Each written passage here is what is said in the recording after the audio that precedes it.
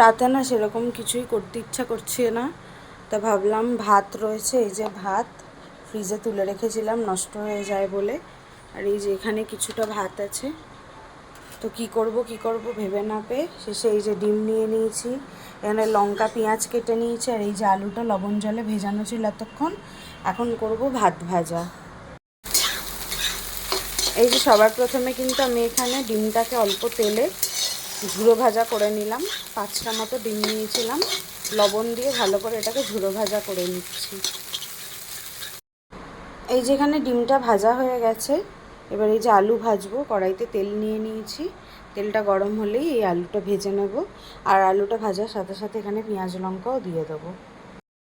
এখানে আলু পেঁয়াজটা হালকা করে ভেজে নিয়েছি, আর একটু ভেজে তারপরে এই যে ডিমটা দেব, দিয়ে ভাতটা দিয়ে নেব। এই যে আমার এখানে কিন্তু ভাত ভাজা রেডি হয়ে গেছে, সেরকম কিছুই না, জাস্ট নুন হলুদ দিতে হয়েছে, এছাড়া আর কিছু দিইনি। আর এটা হচ্ছে আজকে শর্টকাট রান্না। মাঝে মধ্যে রান্না না করতে ইচ্ছা করলে যদি ভাত থাকে তো এরকমভাবে করে না মানে করে খাওয়া যায়, ভালোই লাগে কিন্তু বেশ। শীতকাল হলে আবার সবজি দেওয়া যায়, কিন্তু গরমকাল যেহেতু তাই আলু আর পেঁয়াজ দিয়েই খাওয়া হবে।